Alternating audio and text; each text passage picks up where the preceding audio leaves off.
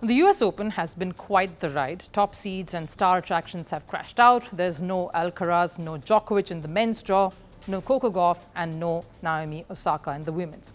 The remaining tennis stars are frustrated with the timings of the matches and lack of sleep. Umpires have come under the spotlight for blatant errors. Flushing Meadows is flushed with anything but tennis skills or the game. And you have to add this to it. In fact, the latest incident tops the list.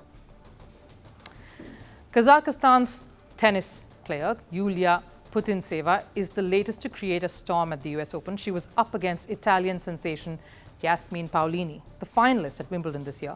Obviously, things weren't going all too well for the Kazakh player. She was being outwitted by her Italian opponent, and losing can be frustrating.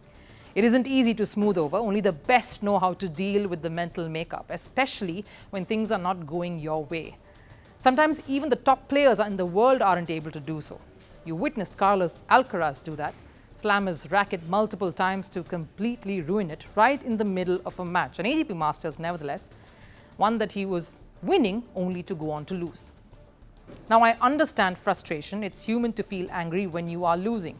But it's not humane to respond to that situation like this.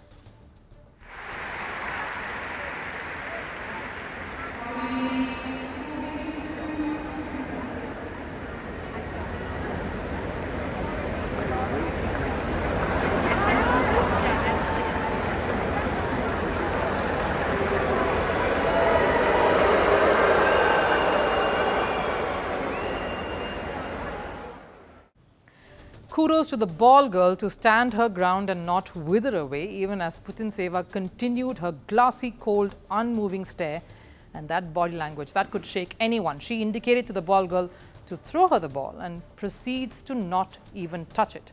Does that repeatedly till the ball girl has none left. Angrily, then takes the last one and walks off indignantly.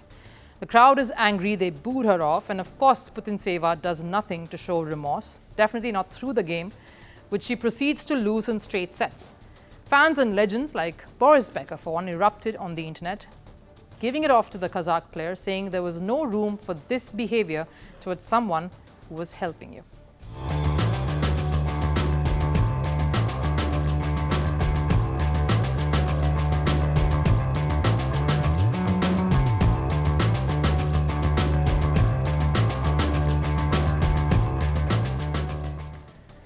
These ball boys and ball girls play tennis, some of them do. Some probably just volunteer to get up close to the tennis stars they only get to watch on TV otherwise. Some of these dream of becoming one themselves, tennis stars.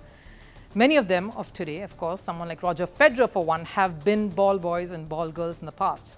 They come to these hallowed turfs of Grand Slam events to get inspired, to be overawed, to get in on a piece of history and learn, not to be mocked, taunted or attacked.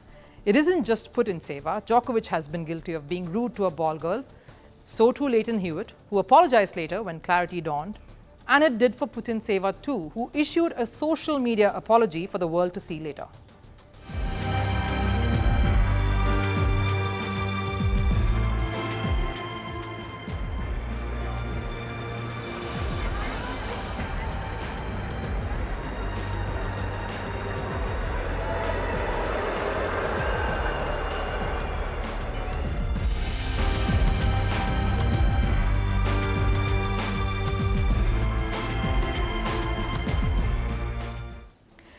But yes, the damage was done. There are moments that you want to see and say that you should never be that, like what Putintseva displayed.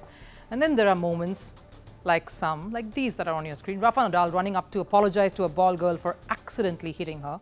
Goran Ivanisevic giving his racket to a ball girl to play, all in good humor, giving them something they will cherish and want to remember. Not one that will make them never want to be on a tennis court again. Climate change is on our doorstep. It's time for a revolution to take root. And it starts with 1.4 billion Indians. It starts with one tree for humanity, one tree for Mother Earth, one tree for our future. Project One Tree. a News 18 network initiative.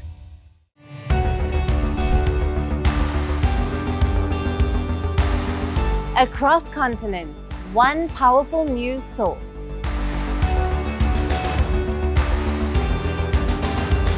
Bringing you diverse perspectives on the issues that matter.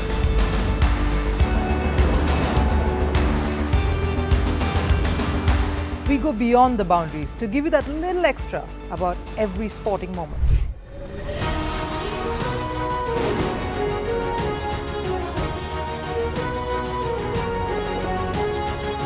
So thank you for making Firstpost 5 million strong. We're counting on your support, and you can trust us to bring you the news unfiltered and unvarnished.